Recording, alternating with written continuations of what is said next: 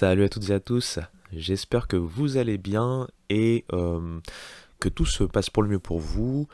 J'espère pour les curieuses et les curieux qui ont pu regarder un peu les Supers, que vous avez pu vous régaler, parce qu'il s'est passé quand même des choses assez incroyables, notamment certaines fins de match difficiles pour certaines équipes. On va y revenir. Va y avoir pas mal de choses à dire, comme c'est souvent ces derniers temps, il y a beaucoup d'actualités. On va bien sûr se focaliser avant tout sur ce qui s'est passé lors des Supers, et on va regarder rapidement les affiches des College World Series. Et puis voilà, je vais pouvoir vous laisser voguer tranquillement vers Omaha et pouvoir aller regarder un peu de ça sur les canaux d'ESPN. Juste une petite pub comme d'habitude, hein. Vous pouvez retrouver ce podcast, donc le Warzone, le podcast sur YouTube et également sur les plateformes d'écoute via le Homera. J'ai envie de faire aussi un petit coucou aux gens de Hype, puisque Hype avait une toute petite pause, notamment sur la partie baseball.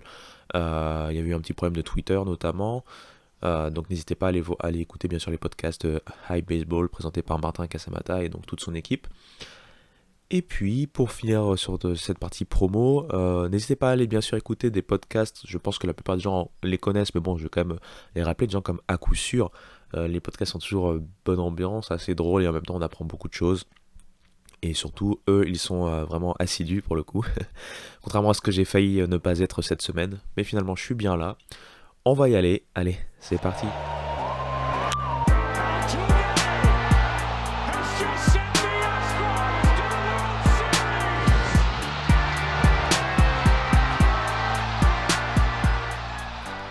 Et donc, comme je l'ai dit en introduction, en préambule, on avait donc les Supers qui se sont déroulés.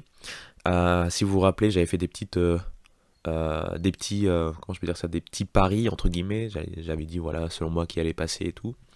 Et c'est pas pour me la péter, mais j'ai eu assez de chance pour le coup, puisque je pense que toutes les équipes que j'avais signalées sont passées. Peut-être pas dans les scénarios que j'avais imaginés personnellement. On va y revenir bien sûr. Mais bon voilà, c'était le petit instant, je me la pète. Pour redevenir sérieux 2 secondes, en fait je vais le découper en deux parties, cette review des Supers. Je vais d'abord parler des équipes qui ont terminé assez rapidement, c'est-à-dire en 2 victoires en 2 matchs, donc en 2-0. Pour ces équipes-là, on va quand même survoler un peu plus, hein. On va pas rentrer dans le détail. Pour les équipes dont les match-ups ont été serrés, on va faire une deuxième partie, hein, toujours dans ce même podcast. Et puis en fonction du temps qu'il y a, peut-être que je séparerai comme la semaine dernière en 2 podcasts si c'est trop long. Sinon, on fera une rapide preview, hein. Ça sera pas une preview détaillée, mais on va regarder les affiches des premiers matchs des College World Series. Donc voilà. Alors, commençons tiens par une équipe qui a fait ce qu'il fallait assez rapidement. Je vais parler bien sûr de Florida. Florida donc était euh, en compétition face à South Carolina, deux équipes SEC comme on le disait, donc forcément une belle rivalité. South Carolina qui lors de la saison régulière avait mis à mal Florida. Et on le sait que sans l'effondrement de South Carolina, beaucoup de gens voyaient South Carolina vraiment partir devant Florida, malgré le fait, comme je le dis depuis le début, notamment de la saison, Florida, c'est vraiment l'équipe qui n'a pas fait de bruit cette fois-ci, alors que Florida, c'est le genre de fac dont on parle souvent beaucoup en pré-saison. Alors pour autant, ils étaient quand même déjà bien classés, mais on parlait pas beaucoup plus d'eux que d'autres équipes comme Vanderbilt ou Ole Miss ou Arkansas ou ce genre d'équipe et qui pourtant justement avec les lumières un peu plus loin d'eux que d'habitude ont réussi une très très belle saison. C'est pas pour rien qu'ils avaient le seed numéro 2 à l'entrée de ce tournoi. Et ils ont donc réussi à sweeper les Gamecocks avec 2 matchs aux physionomies différentes. Le premier match, donc, c'était le face-à-face entre Brandon Sprout côté Florida et James Hicks côté South Carolina. Deux lanceurs qui sont solides, on va dire solides moyens, c'est pas des purs grands talents comme un lanceur dont on va parler un peu après, et qui ont été plutôt solides malgré le fait qu'ils ont été un peu mis à mal par les deux line-up. Le premier match a été une belle partie offensive, donc ça se voit pas tant que ça en termes de run au total, quand on compare par rapport à ce qu'on peut voir en college baseball. Ça a été une victoire dans la difficulté pour Florida, 5-4. Pourquoi j'ai dans la difficulté? Parce que South Carolina était mieux parti, menant assez rapidement, donc 3-2 en fait, au bout de 2 manches, avec notamment des belles prestations de leur freshman, hein, Ethan Petrie, mais il n'y a pas que lui, hein, je pense à Will McGillis également, qui a été très bon lors de ce match. Mais Ethan Petrie, donc vraiment l'un des meilleurs freshmen de la saison, a bien contribué. Et on va dire que l'attaque en général de South Carolina s'en est bien sorti, puisqu'ils ont réussi donc 11 coups sûrs, donc le même total que Florida. Florida qui en plus a commis quelques petites erreurs, hein, en défense, aidant un peu donc l'offense à prendre encore plus confiance, côté donc South Carolina. Euh, Petit à petit, Florida a quand même montré qu'ils étaient supérieurs des deux côtés de la balle, surtout quand il y a eu le remplacement en fait du lanceur, donc numéro 1, Hicks, côté South Carolina, par Will Sanders. Brandon Sprout, lui, a tenu 6 manches et a donc été éligible pour la win. Il a obtenu la win malgré le fait qu'il ait concédé 3 points mérités. Il a quand même réussi à retirer sur prise de 7 lanceurs pour une fiche honorable, hein, en soi. Will Sanders, donc le releveur qui a duré un peu plus de 2 manches et qui a subi la bascule en fait, hein, puisque de 3-2 South Carolina est descendu et passé donc à 5-2, 5-3 pardon, excusez-moi. Et donc cette avance a été suffisante pour Florida pour pouvoir passer, enfin pour pouvoir gagner ce premier match, hein, 5-4 donc, malgré une petite frayeur, hein, dans la 9e manche avec le fait que mené 5-3, South Carolina va réussir à remettre un run, hein, pour tenter de, de pouvoir prolonger le match. Malheureusement ça n'a pas tenu, c'était d'ailleurs un beau home run, hein, de McGillis qui finit d'ailleurs ce match avec 2 home runs, hein, côté South Carolina, donc c'est à noter. Je voulais faire un petit culos pour finir ce premier match sur un joueur dont on n'a pas beaucoup parlé au milieu de toutes les stars qu'on retrouve à Florida, c'est Josh Rivera. Josh Rivera, il faut savoir, c'est un shortstop, donc un arrêt court, junior, et qui a fait son trou petit à petit à Florida, qui a fait une très belle saison, moyenne au bâton de plus de 36%, hein, 362 points, 362 donc au total, en moyenne au bâton notamment. Là, en cours, puisqu'on continue à comptabiliser ses stats, hein, bien sûr, puisqu'il continue donc à performer là, lors du tournoi national. Là, en cours, il a 17 home runs sur la saison, il a 16 bases volées en 20 tentatives, donc c'est un joueur un peu all-around, qui montre des belles choses aussi en défense, et qui pourrait donc, pourquoi pas, montrer de belles choses afin d'augmenter ses stocks, hein, enfin son stock pour la prochaine draft. Alors honnêtement, c'est pas quelqu'un dont j'ai entendu parler parmi les scouts ou parmi ce qu'on peut voir en termes d'articles, hein, pré-draft, mock draft, etc., assez tôt. Mais c'est quelqu'un en tout cas de très solide qui a montré et qui a fait plus que ses preuves dans la meilleure conférence du pays et qui est là à un point culminant, on va dire, de sa carrière universitaire avec, comme j'ai dit, des chiffres très très intéressants et le fait aussi qu'il soit donc reconnu par ses pairs et notamment en termes de Ward, puisqu'il a été nommé parmi les finalistes au Brooks Wallace. Brooks Wallace, c'est le fameux trophée pour le meilleur shortstop de la nation en collège, hein, en université. Donc voilou, un autre joueur dont j'ai déjà parlé rapidement, j'aime bien le nommer parce que c'est un très bon vétéran, c'est le catcher, hein, BT Rayopel, lui aussi auteur d'un home run, hein, si je ne dis pas de bêtises dans ce match-là, qui a été plutôt bon. Caglione a réussi donc à se montrer avec un coup sûr en 3 at-bats, un run scoré, euh, un seul strikeout. On n'a pas vu sur ce match Wyatt Langford, hein, il était attendu, donc il y avait le plan face à lui. 0 sur 4 en at-bat, mais bon, euh, l'équipe de Florida est tellement profonde qu'on ne l'a pas senti en soi. Et puis ensuite est venu le second match. Le second match, vous voyez donc, cette fois-ci, sur le monticule, pour aller un peu plus vite, hein, le fameux Hurston Waldrep. Hurston Waldrep, il faut le savoir, c'est un joueur qui est attendu assez haut quand même à la draft, hein, un des lanceurs premium du college baseball. Et il a encore montré l'étendue de son talent, hein, tout simplement, puisqu'il a participé donc activement à la victoire qui a donc envoyé Florida en College World Series 4-0. Un shutout, hein, face à South Carolina donc le samedi. Euh, Hassan Waldrep, on n'en a pas trop parlé, il fait partie un peu de cette j'ai pas envie de dire factory, puisqu'il s'est d'abord fait et formé bien sûr au niveau lycéen, mais au niveau fac, il a commencé d'abord en fait à Southern Miss. Ça va peut-être vous rappeler un peu la trajectoire par exemple d'un Chase Dollander, qui a fait un peu ce même type de trajectoire avant d'aller à Tennessee. Donc Hurston Waldrep lui est arrivé donc à Florida, et à Florida il a continué sur sa lancée de ce qu'il montrait, hein, du coup en conférence USA, très très bon, plutôt constant en plus, hein, dans une zone, une conférence très compliquée. Même s'il est vrai, bien sûr, si on regarde les chiffres vraiment à l'état brut sans avoir regardé ses performances, on va dire ok, un IRA à 4,15, un whip à 1,3, c'est peut-être un peu élevé, mais il faut se rappeler qu'il y a une transition déjà. Il faut se rappeler aussi que c'est toujours des potentiels, et surtout ce qui marque avec lui, c'est ses ratios, notamment son ratio de strikeout, walk, encore très intéressant. Déjà l'année dernière, c'était très très fort.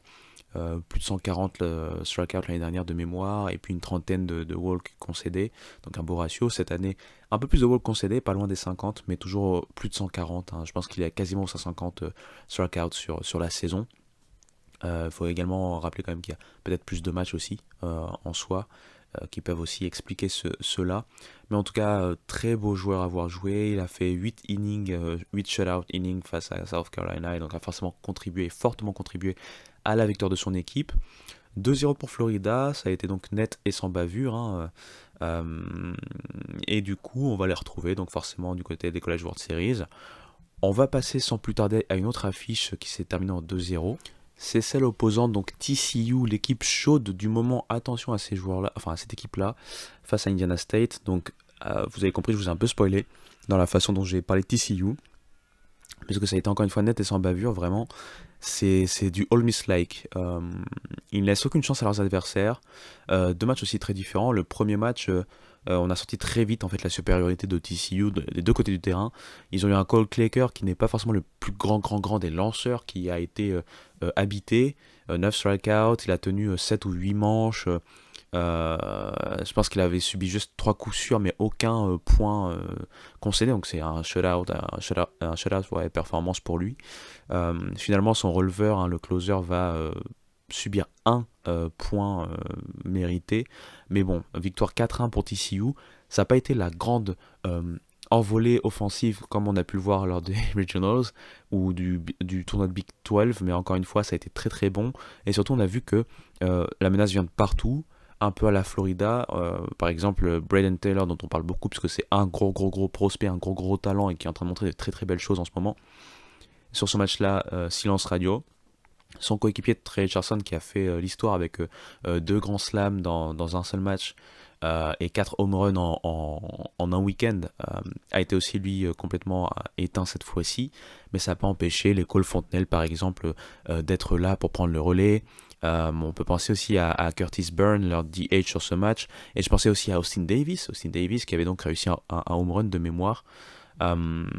Côté Indiana State, alors je vais pas vous mentir, je vais pas faire comme si je connais tous les joueurs. J'ai juste vu que ça a été compliqué pour leur starter, hein, Matt Jacek.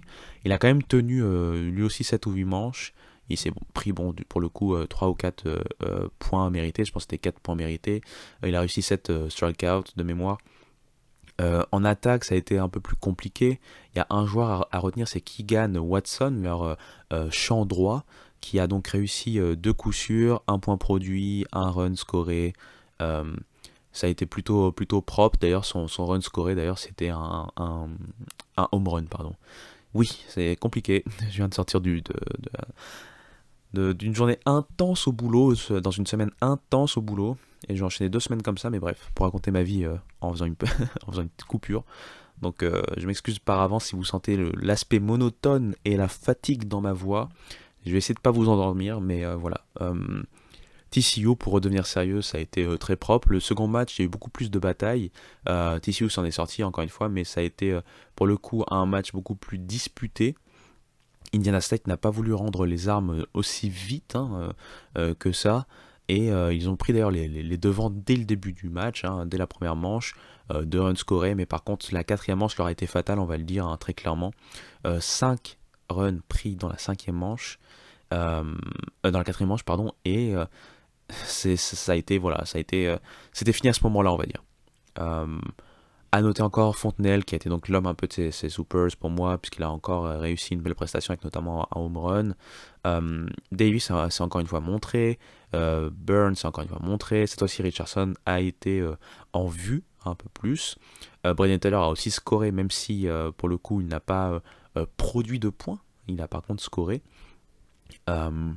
Ça s'est fini donc en 6-4 puisque Indiana State va tenter de revenir, hein. Ils vont revenir dans la sixième manche à donc 2 runs, mais plus rien ne sera scoré. Et du coup, TCU passe pour les College World Series et j'ai envie de dire attention pour tous leurs adversaires. J'espère ne pas leur porter la poisse, mais là c'est comme quand je parle de momentum, là je pense que c'est l'exemple flagrant du momentum et de ce que ça peut donner. Euh, Passons tout de suite à une autre affiche que je veux balayer encore plus rapidement. J'ai envie qu'on passe rapidement avec LSU qui était opposé à Kentucky, et LSU qui s'est donc débarrassé de Kentucky assez rapidement. Euh, Premier match, une démonstration, 14-0, rien à dire, rien à faire pour Kentucky. En même temps, côté LSU, l'armada était en place, hein, des deux côtés du terrain. Déjà, on va commencer par l'offense. L'offense, donc ça a été un peu fou, hein, un peu partout. On a bien sûr des joueurs comme Dylan Cruz qui ont fait le travail, des joueurs qui sont à plus de 40%, ou 40, quasiment à 45% de moyenne sur la saison au bâton. C'est incroyable, c'est indécent.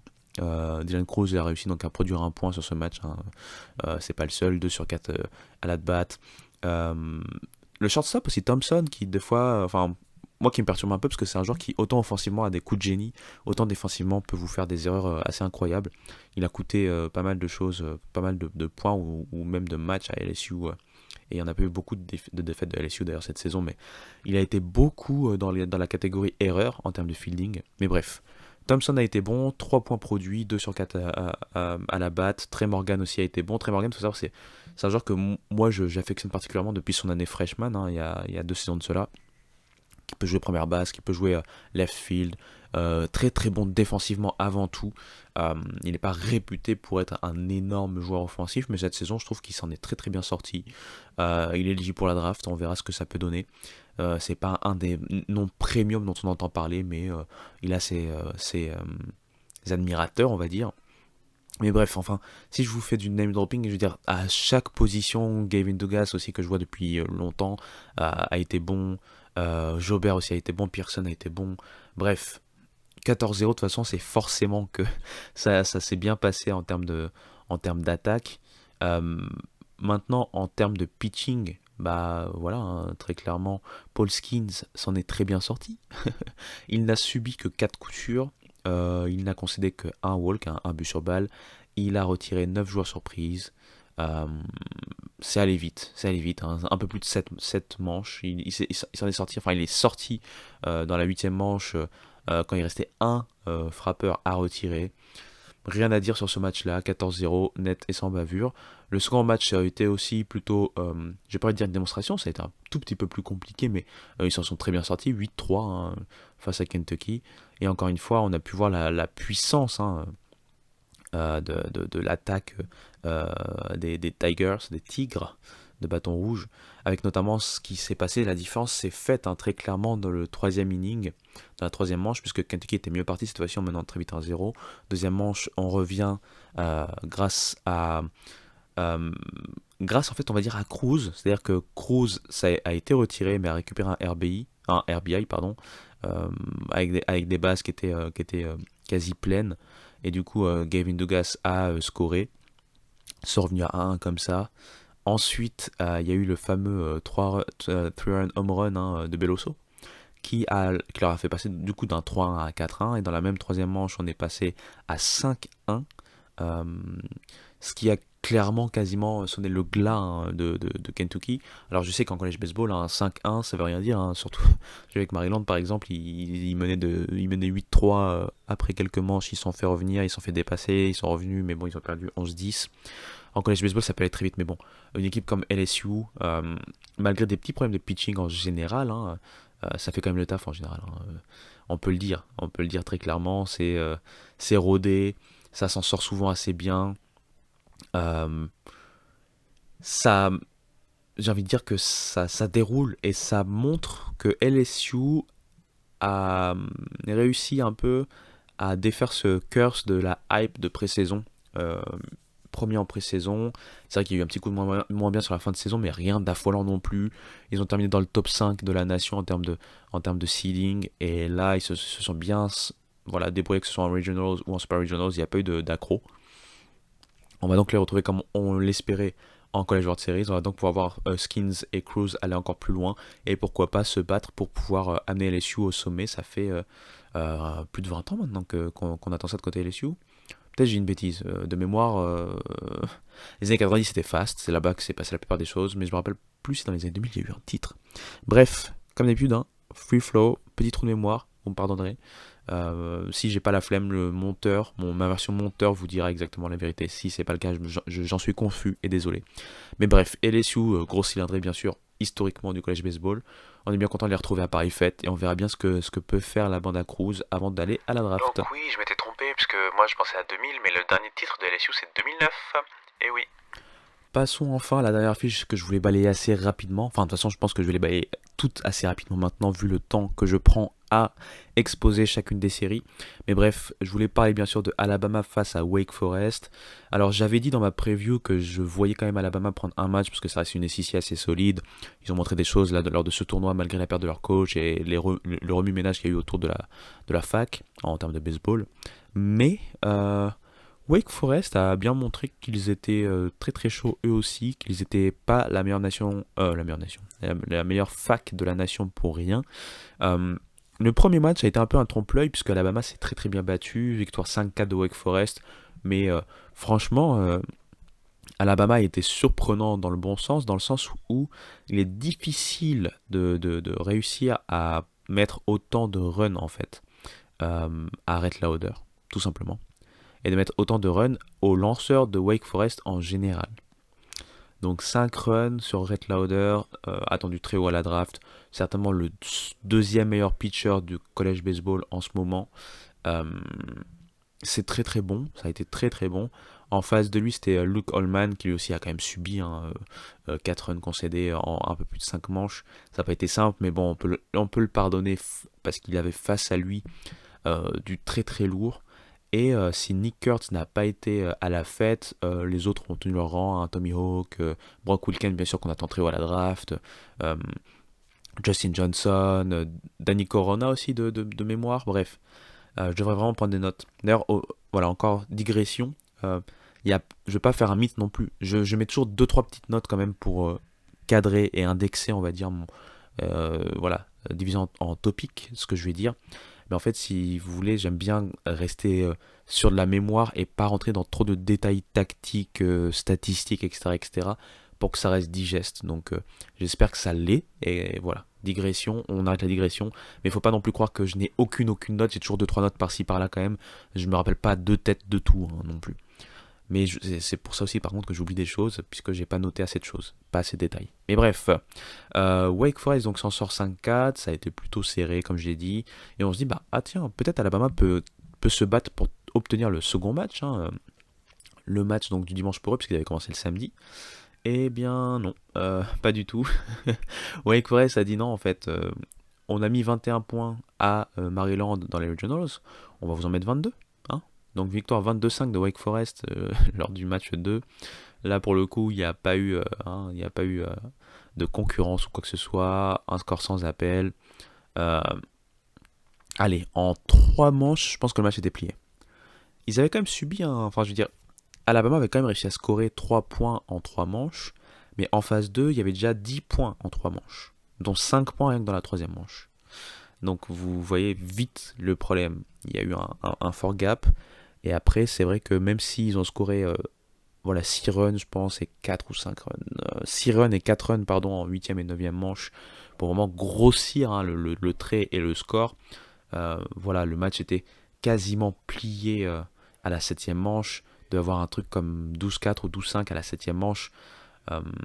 Et encore une fois, je veux dire quand même, bravo à Alabama d'avoir scoré en tout 10 runs, 10 points sur 2 matchs à une équipe comme Wake Forest qui a montré avec son trio de lanceurs de rotation qu'ils sont très très difficiles à punir.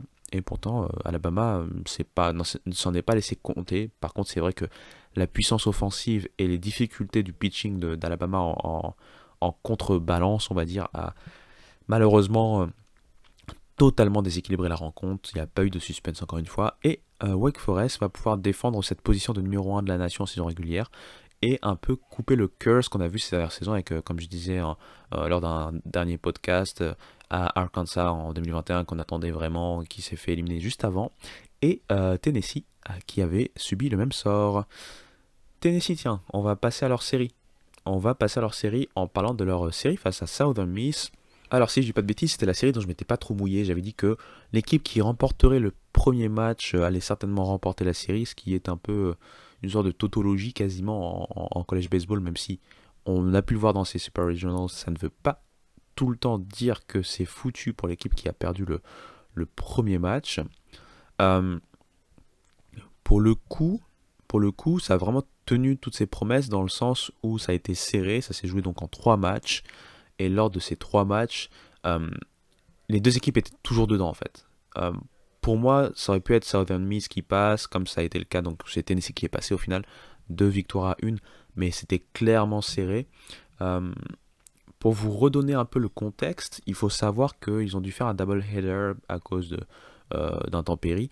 Donc ils ont dû jouer en fait les matchs 1 et les matchs 2 directement à la suite, avec pour le coup une victoire de Southern Miss pour le premier des 2 matchs, et ensuite une victoire donc de Tennessee, ce qui a amené donc un match 3, et ce qui est en train de démonter ce que je viens de dire avec la tautologie de celui qui gagne en premier va forcément remporter, puisque pour le coup Tennessee a perdu le premier match, mais a gagné les 2 suivants, et surtout le dernier, ça a été une démonstration pour le coup, hein, ça a été là où Southern Miss n'a pas réussi à tenir.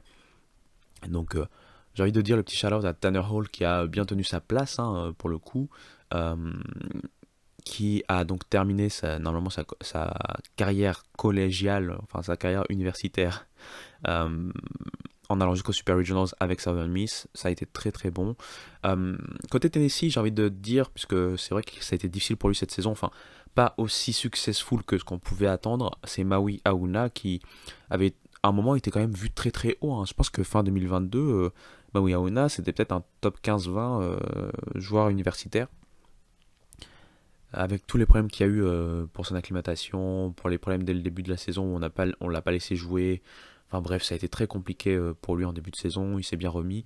Et là, ça a été l'homme clé du dernier match, hein, remporté 5-0 donc par Tennessee, euh, avec notamment 1 sur 2 à la batte, 2 runs scorés, 1 point produit, 2 walks aussi provoqués, un seul strikeout, donc très très propre. Bien sûr, il y a eu l'étonnant, ou pas si étonnant que ça, mais Zane Denton qui a continué à être très très bon, encore une fois tout le week-end, mais notamment donc sur ce match. Christian Moore est aussi à noter.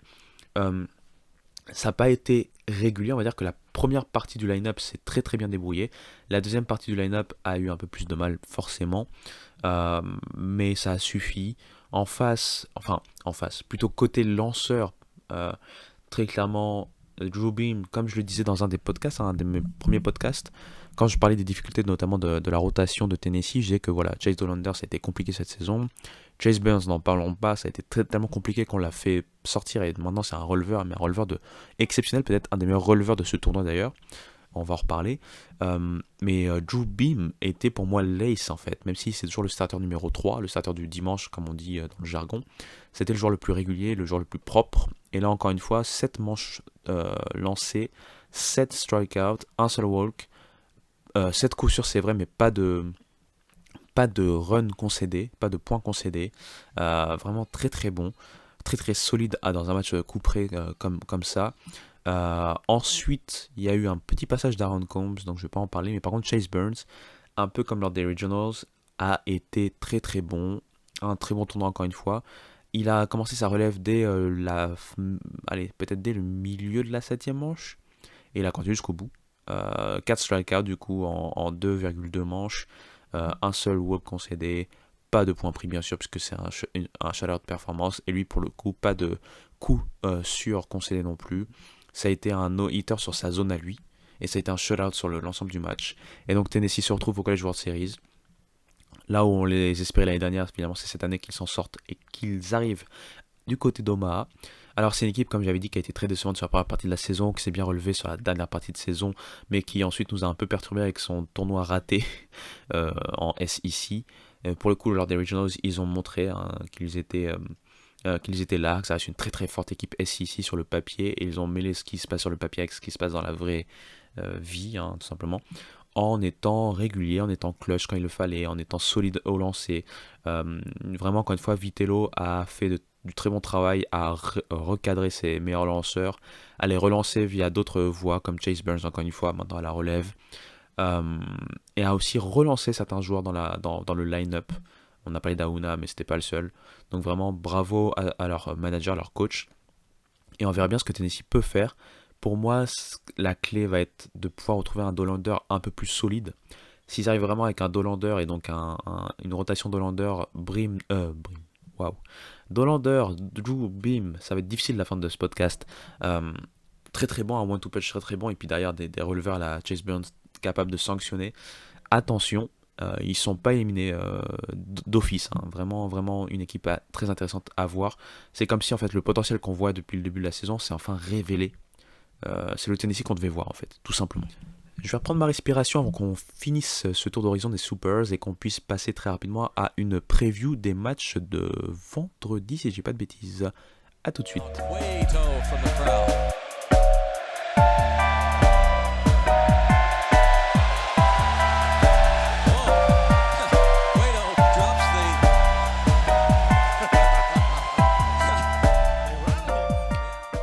Une autre belle affiche, une affiche intra-conférence entre deux équipes ACC. Donc c'était Duke qui se déplaçait du côté de Charlottesville, hein, du côté de UVA, pas loin de chez moi d'ailleurs, enfin pas loin de là où je suis en ce moment, je veux dire. Euh, et il faut le savoir, là encore une fois, l'adage de l'équipe qui remporte la première match de la série voilà, va certainement remporter la série ne s'est pas révélé vrai, puisque j'ai vu les deux premiers matchs, j'ai pas vu le dernier. Le premier match, Duke, dans un match très très très intéressant, très très très tendu, s'en sort 5-4. Très belle prestation d'ensemble. Surtout leur lanceur, j'ai trouvé leur lanceur très intéressant. Eux qui, pour le coup, selon moi, ont plutôt des difficultés en termes de lancer en général. Pour le coup, UVA aussi, je veux dire, sur ce tournoi, UVA, leurs lanceurs sont quand même plutôt au rendez-vous quand on sait les difficultés qu'ont leurs lanceurs en termes de régularité. Malgré tout, victoire de Duke 5-4, et honnêtement, j'avais l'impression que Duke allait passer, qu'ils allaient me faire perdre mon petit pari interne, c'est-à-dire d'avoir bon sur tous les vainqueurs de Supers. Mais bon, merci à UVA qui va donc remporter les deux matchs suivants. Et là, pour le coup, il n'y a pas eu photo. Ils les ont pris à la gorge dès le début, notamment le match du samedi. Euh, Il y a une victoire, alors c'était 14-4 de mémoire. Oui, c'est un 14-4, mais très très vite, hein, UVA s'est détaché. On n'a pas senti en fait Duke capable de revenir, sauf à un moment. Alors, je vous donne le contexte. Dès le début, lead-off home run de Offerall pour Virginia. Là, je me rappelle très bien pour le coup, j'étais à fond dedans. Ensuite, dès la deuxième manche, UVL continue sur sa lancée avec deux nouveaux runs scorés. Il y a 3-0. Troisième manche, il n'y a pas de score. Mais quatrième manche, UVA continue avec un quatrième, cette fois-ci, run scoré. Et là, je me dis, bon, c'est foutu. Sauf que, comme d'habitude, conclusion hâtive de ma part, et je m'excuse auprès du collège baseball, mais en baseball en général, ça veut rien dire, on n'est qu'à la quatrième manche, il n'y a que 4-0 entre guillemets, surtout en collège baseball, ça va très très vite. Et Duke, bien sûr, se montre le bout de son nez en réussissant 3 runs en fait dans la quatrième manche. Ces 3 runs vont permettre donc à Duke de revenir à 4-3, et là je me dis, ok, pourquoi pas, Duke a moyen de revenir. Sauf que, bah non. Dès la cinquième manche, Virginia en repasse 4. 4 runs, et là, très clairement, ça a été la déferlante. 4 runs dans la cinquième, 2 dans la sixième. Là, le match est quasiment plié. On le comprend, en fait. Même dans le langage corporel de Duke, j'ai l'impression qu'ils avaient lâché à ce moment-là, qu'ils se sont dit, ok, on va tout donner sur le dernier match, on est tranquille, ça va aller. Donc, score final 14-4, rien à dire. Et on pouvait s'attendre, pourquoi pas, à une rencontre serrée lors du match 3, du rubber game, comme on appelle ça euh, dans les termes baseballistiques. Malheureusement, non. Non, pas du tout. Victoire encore une fois de Virginia, et cette fois-ci 12-2. Là, ça a été la deuxième manche qui a clairement éliminé quasiment Duke. 5 runs dans la deuxième manche de la part de Virginia. Ça a été rapide. Qu'est-ce que je peux vous dire? Offerall s'est encore montré. Il y a eu Kyle Till. Obviously, Kyle Till fait partie d'ailleurs des meilleurs joueurs, bien sûr, du college baseball, et il s'est bien montré. Jake Geloff aussi, un des meilleurs joueurs du college baseball, s'est montré. Bref, ça a été une victoire collective. ils n'ont pas laissé une miette en fait, pas laissé un espoir à Duke. Dans la sixième manche, Duke était revenu à 5-2 brièvement, mais dans cette même sixième manche, dans le bas de sixième manche, Virginia repasse 4. Ça a été un massacre. Un massacre. Et pour le coup, j'ai été un peu déçu de ce que Duke a montré, même si moi j'avais mis Virginia passer, puisque je voyais vraiment un regain. Je voyais aussi le fait qu'il joue à domicile. Et surtout cette solidité dernièrement retrouvée par les lanceurs, ce qui n'était pas prévu. Bah voilà. Euh, D'ailleurs, la preuve en est, c'est que Brian Edgington a fait l'entièreté du match, hein, le starter du troisième match. Il a une fiche de donc 9 manches, 2 points mérités concédés, un walk concédé, mais 11 strikeouts. Il était possédé. Il était tout simplement possédé. Après, il a eu quand même sa défense qui a permis de bien sauver certaines mises, parce qu'il y a eu quand même 9 coups sûrs hein, encaissés, malgré le fait qu'il n'y ait eu que 2 runs. Mais en tout cas, voilà. Tout ça pour dire que les lanceurs côté Virginia, en ce moment, ils sont bons. Et avec l'offense que possède Virginia, ça peut, pourquoi pas, les amener à jouer les troubles faits lors des College World Series. Et en tout cas, ils ont les capacités. C'est une équipe qu'on a l'habitude de voir en College World Series, mine de rien. Je pense que c'est leur cinquième ou sixième passage lors des 10 ou 14 dernières années. Encore une fois, c'est pas précis, je m'en excuse, mais c'est juste pour vous dire, voilà, juste pour vous donner un ordre d'idée. Virginia UVS, une équipe qui a l'habitude ces dernières années d'être pas loin ou en College World Series. Ils les ont d'ailleurs remporté il n'y a pas si longtemps que ça. Donc très content de voir cette équipe ACC de retour à Omaha. On va passer très rapidement du côté de Eugene, Oregon. Alors je m'excuse encore une fois auprès de mes amis fans d'Oregon, puisque j'avais prophétisé, pardonnez-moi l'expression, mais j'avais annoncé la potentielle victoire d'Oral Roberts, parce que je les voyais plus solides overall, même si c'est une mid-major. C'est une mid-major qui a l'habitude de ces rendez-vous. C'est une mid-major aussi qui est très très bien construite, qui a ce mélange de vétérans jeunes qui clique très bien, qui a un baseball pour le coup quand même beaucoup plus académique universitaire, hein, à base de small ball notamment. On n'hésite pas à bunter, on n'hésite pas à lancer beaucoup de stratégies, de squeeze play, etc. etc. Là pour le coup j'ai pas pu voir les matchs en soi, mais malgré la victoire inaugurale d'Oregon, Oral Roberts a réussi à remporter les deux matchs suivants, et notamment le dernier 11-6. C'est dommage pour Oregon parce que comme je le disais, Oregon c'est très très solide cette saison, ça a été très bon. Par moment c'est l'offense qui a apporté Oregon, par le moment c'est Stoffal et donc leur lanceur, donc Stoffal c'est leur ace, et leur lanceur qui se sont très bien montrés. Malheureusement là lors de ces Supers, ça a été difficile de tenir la cadence offensivement, et ça a été quand même bon hein, offensivement, attention, mais par exemple le dernier match donc c'est 11-6, c'est surtout qu'en fait offensivement on pouvait s'attendre à un tout petit peu mieux en termes d'explosivité de la part d'Oregon, puisque c'est un peu leur jeu. Et défensivement, donc en termes de lanceurs, ça a été difficile. Et Oral Roberts a su punir au moment où il le fallait.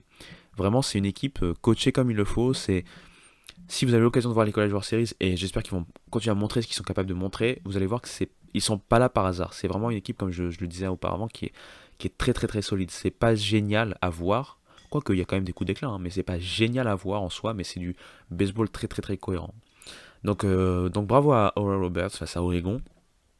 J'ai donc fait quasiment toutes les séries, mais il nous reste la série la plus importante selon moi, c'est celle entre Stanford et Texas. Et alors là, mes aïeux, c'était exceptionnel. Cette série, elle était juste exceptionnelle. Il y a eu tout. Il y a eu de la performance all-time, il y a eu du drama, il y a eu une fin, une fin de série vraiment complètement incroyable dans le mauvais sens pour Texas. Ça doit être très très dur, mais on va faire dans l'ordre. Le premier match est remporté par Texas, derrière une belle partition, je trouve, de Lucas Gordon dont je vous avais parlé, hein, leur ace cette saison qui s'est vraiment révélé, et derrière aussi une offense qui s'est bien débrouillée. Stanford c'était quand même était bien resté au contact, mais victoire 7-5 donc de Texas. Le match suivant, le match 2 qui était donc un must-win pour Stanford, il décide de faire jouer donc cette fois-ci Quinn Matthews. C'était la tactique en fait. Quinn Matthews je devais starter le match du samedi, même si c'est leur ace. Et bien leur en a pris, puisque dans un match qu'il ne fallait pas perdre, Quinn Matthews va faire une performance exceptionnelle. Il va lancer 156 pitches, 156 lancés dans la partie. Il va lancer de bout en bout, il va faire un match complet. Alors, il va quand même subir, hein, il aura subi donc 8 coups sûrs, dont 3 points mérités. Euh, il aura quand même réussi à retirer surprise, donc à réussir 16 strikeouts. C'est assez fou. En fait, sa performance était dantesque. C'est une performance all-time en termes de college baseball. Il a tout donné. Il a donné tout ce qu'il fallait, admettons, voilà, admettons qu'il devait, pourquoi pas, faire de la relève le dimanche au cas où. Le mec, non, on a dit on va tout donner pour pouvoir gagner. Bien leur en a pris, puisqu'il les a amenés voilà, au 1-1 et donc au match coup près.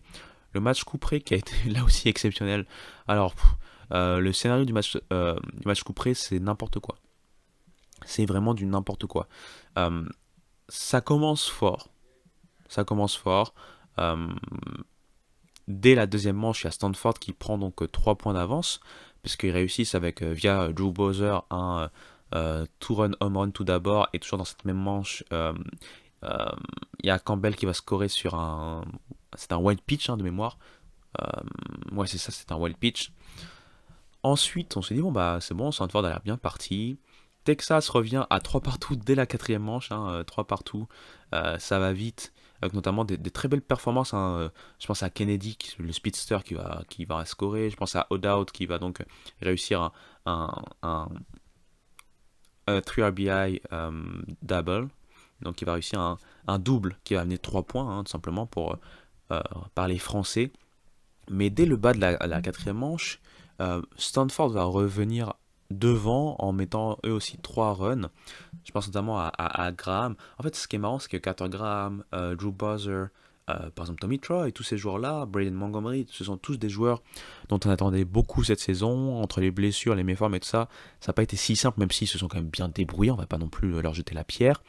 Et là, en fait, dans ce match-là, ils ont tous répondu présent. Tous, sans exception. Tous les joueurs que je viens de citer, qui ont été un peu portés sur leurs épaules, sur les épaules d'Alberto Rios, qui n'était pas forcément attendu, qui lui a fait une très bonne saison régulière, mais qu'on n'a pas beaucoup vu lors de ses Supers. Euh, Là, pour le coup, c'est vraiment les stars. Ça a été un match de stars. On se retrouve donc à 6-3 pour Stanford, et on a l'impression que ce Texas est sans solution.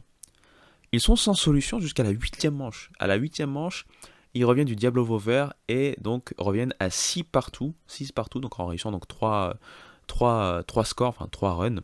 Notamment O'Dowd est encore dans la partie, Powell, et il y a donc le fameux Dylan Campbell qui va réussir à faire égaliser son équipe sur un RBI single. Et là on s'est dit ok, ça va certainement aller voilà, à plus d'innings que 9 manches parce que cette rencontre-là elle est folle. Et donc, la huitième, Stanford n'arrive pas à reprendre la main. Il part donc en neuvième manche. En neuvième manche, Texas n'arrive pas donc à scorer. Et du coup, Stanford a l'occasion de walk-off, tout simplement. Et là, en fait, c'est triste, j'en souris, mais c'est triste à dire.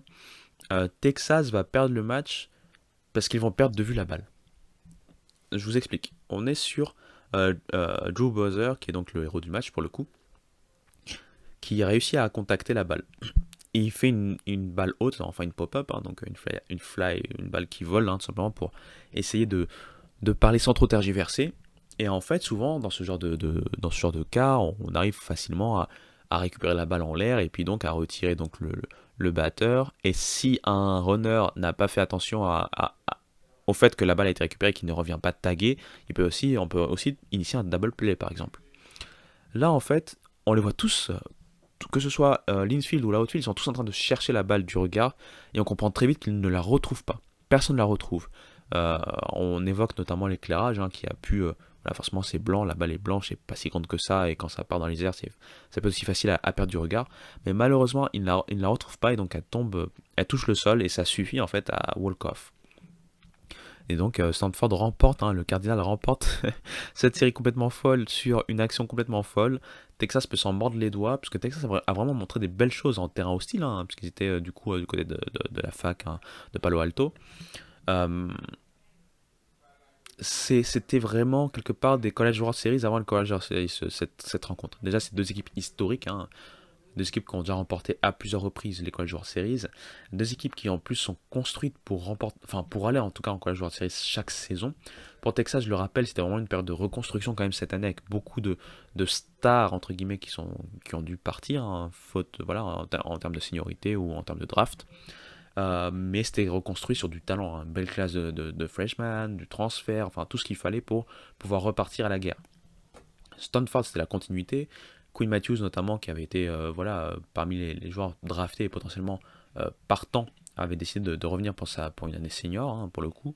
Bien lui en a pris, puisqu'il va pouvoir encore une fois tenter sa chance au College World Series. Pardon. Et donc, Stanford, 2021, College World Series. 2022, College World Series. Et 2023, College World Series. Est-ce que cette fois-ci, c'est la bonne année pour tout ce groupe? Ça serait bien. Sachant qu'il y a des joueurs qu'on risque de voir partir pour le coup, hein, forcément Matthews, hein, et puis d'autres juniors, hein, qui sont attendus, pourquoi pas, à la draft.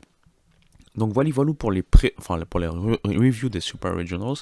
J'espère que malgré la fatigue, malgré les tergiversations et mes hésitations, presque mon bégaiement de temps en temps, vous avez pu suivre ça de manière ludique. Et on va passer sans plus tarder à la dernière partie du podcast. En fait, on va faire une preview très rapide, hein, des affiches qui vont nous tenir en haleine lors des College World Series, en tout cas les affiches du vendredi.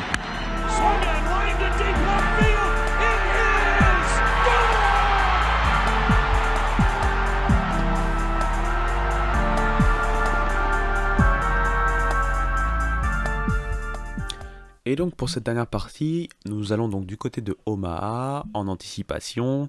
Nous avons donc les College World Series, je rappelle le format, on repart un peu sur ce qu'on a vu lors des Regionals. Donc on a 2 brackets ou 2 poules de 4 équipes. Il y a en tout 8 équipes, mais divisées donc en 2 poules de 4. Là encore, on repart sur un système de double elimination. Donc c'est un peu la jungle, hein, je le rappelle. Ça veut dire que on va avoir un bracket côté winner, un bracket côté perdant. Dès qu'une équipe perd 2 matchs, elle est éliminée. La dernière équipe qui tient en fait, hein, jusqu'au bout, jusqu'à la finale de groupe, hein, sans perdre 2 matchs, en gros, est qualifiée pour la finale des College World Series. Donc c'est-à-dire que en sortie de ces 2 brackets, de ces 2 poules, on aura donc 2 vainqueurs de poule, hein, un de chaque côté, qui vont donc s'affronter pour les finales. Alors, je vais d'abord vous donner les 2 brackets. Là, ça va être du lourd, hein, dans tous les cas. Hein. Premier bracket, on a donc Florida, UVA, Oral Roberts et TCU. C'est 4 équipes. Le second bracket, moi c'est ce bracket-là qui me rend fou en fait. C'est le bracket que je veux voir, personnellement. On a donc Wake Forest, LSU, Stanford et Tennessee. Ce bracket-là, c'est la folie. Alors attention, l'autre bracket est aussi très très fort, forcément. Mais ce que je veux dire par là, c'est que là, on a tout. Toutes les équipes présentes dans ce bracket ont déjà été en College World Series. Il y a des équipes, ça fait très longtemps, comme Wake Forest. Wake Forest, la dernière fois, c'était en 55. Parmi ces équipes-là, il y en a 2 qui ont remporté des titres. LSU et Stanford. Et surtout, c'est que dans la forme du moment, on a donc la tête de série numéro 1, hein, Wake Forest. On a l'équipe prétendue meilleure du pays en pré-saison LSU. On a une équipe qui n'arrête pas d'aller en World Series ces dernières années, c'est Stanford. Et on a la meilleure équipe de la saison dernière, c'est Tennessee. Et tout ça mixé ensemble dans un groupe de la mort. Tout simplement. De l'autre côté, on a quand même du beau monde, et on va commencer par de l'autre côté en termes de petites stats. Donc il faut savoir, en termes d'attaque, l'équipe qui a le plus de puissance, hein, sur la saison, c'est Florida. Florida qui par match réussit presque 2 home runs, ce qui est assez fort. C'est pas la meilleure des 8 équipes, mais dans sa poule, c'est la meilleure. À côté de ça, attention à Oral Roberts, parce que Oral Roberts, c'est l'équipe qui a la meilleure moyenne au bâton de cette poule. Peut-être même si c'est pas la meilleure moyenne, en tout cas c'est la meilleure ou deuxième meilleure moyenne de bâton. Ça doit se jouer entre eux et UVA, mais c'est pour dire en fait que Oral Roberts c'est vraiment une équipe, comme j'ai dit, qui va jouer son baseball. Ça va être atteindre les bases, contacter la balle, jouer sur les bases, travailler le lanceur en tentant des vols de base, en travaillant tout simplement sur base, hein, tenter des squeeze plays, tenter du bunt. On va essayer de fatiguer nerveusement en fait la défense des équipes qu'on va rencontrer lors de ces College World Series dans son bracket. Donc Oral Roberts, Virginia se battent pour les meilleures moyennes dans cette poule. Pour le coup, TCU et Florida ont aussi des très belles moyennes, mais Florida a la moins bonne moyenne d'entre eux. Ça ne veut pas dire grand chose en soi, parce que ça reste des moyennes pas loin des 30%, ce qui est assez exceptionnel. Voilà pour les stats, on va dire offensives. Ce qui peut faire la différence aussi, ça peut être en termes de pitching. Si on regarde les différents IRA, hein, au global, pour le coup, ce qui est surprenant entre guillemets, mais il faut se rappeler que chacun n'est pas dans la même conférence, n'a pas eu les mêmes adversaires, etc. Mais ce qui peut être surprenant, c'est que le meilleur IRA, c'est Virginia, UVA, avec 3,77 au global d'IRA. Pourtant, je vous le dis souvent, c'est une équipe dont le pitching est un peu son point faible en termes de régularité. Qu'est-ce que ça peut nous dire? Ça peut nous dire déjà qu'en termes de groupe, si par exemple la rotation a un peu plus de mal, le bullpen est là. Si la rotation est bonne, peut-être le bullpen est un peu moins là, mais en tout cas, au global, ils ont toujours réussi à trouver des solutions pour pas être complètement handicapants. Et ça se retrouve surtout là lors de ce tournoi, puisqu'ils ont euh, voilà, un tournoi en termes d'IRA qui est très très très bon. Euh, Ensuite, j'allais dire que Oral Roberts est toujours dans la bonne moyenne, puisque que ce soit en offense ou en defense, ils sont toujours en termes de moyenne, en termes de stats, toujours bien placés. Ils ont le deuxième IRA donc, de ce bracket avec 3,97. Et par contre, Florida 4,52 et TCU 4,73 sont un peu les mauvais élèves hein, de cette classe. En whip, ça se vaut au final. En whip, ça se vaut. On va dire que Oral Roberts c'est un tout petit peu mieux, mais tous sont aux alentours des 1.30 de whip. TCU peut-être un peu plus proche des 1.40. En termes de strikeout, on va dire en termes de strikeout peut-être par 9 manches, pour que ça donne un ordre d'idée. L'équipe qui peut-être est le plus en difficulté là-dessus, ça va être TCU, mais ça correspond un peu à l'idée qu'on a, c'est une très grosse offense, mais le pitching est peut-être le pitching le plus modeste, hein, entre guillemets, hein, de ce bracket. Ils ont moins de 9 retraits par 9 manches, hein, donc moins d'un retrait surprise par manche. Oral Roberts, c'est un tout petit peu au-dessus des 9 par manche, donc par 9 manches, pardon, donc un peu plus de 1 par manche. Et ensuite, on a les bons élèves, hein, Virgin UVA qui est donc à 10 sur 9 manches, et surtout Florida qui est presque à 11 sur 9 manches. Donc moi, en termes de visuel et en termes de ce que je vois en termes de lanceur, je dirais que Florida a l'avantage malgré le fait d'avoir un IRA plus élevé que celui de UVA. UVA en termes de comité, peut-être ça va être au final, surtout sur ce tournoi, le plus solide. Mais encore une fois, attention à Oral Roberts qui est toujours dans les bonnes moyennes de chaque côté, qui est solide au niveau pitching, qui est solide au niveau offense. Attention donc à cette équipe de mid-major qui pourrait pourquoi pas être la surprise. Malgré tout, moi j'ai l'impression... Alors attention, c'est vrai que c'est difficile parce que je parle souvent de TCU. TCU ils sont incandescents, ils pourraient battre tout le monde, que ça m'étonnerait même pas.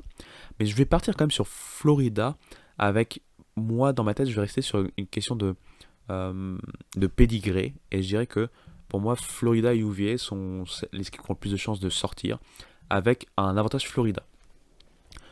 Malgré tout, hein, voilà, c'est juste mon pari, hein, c'est juste ma vision de la chose, et ça va être encore plus tôt de l'autre côté, puisqu'on va passer de l'autre côté du bracket. Là, en termes de stats, on va aussi pouvoir décortiquer.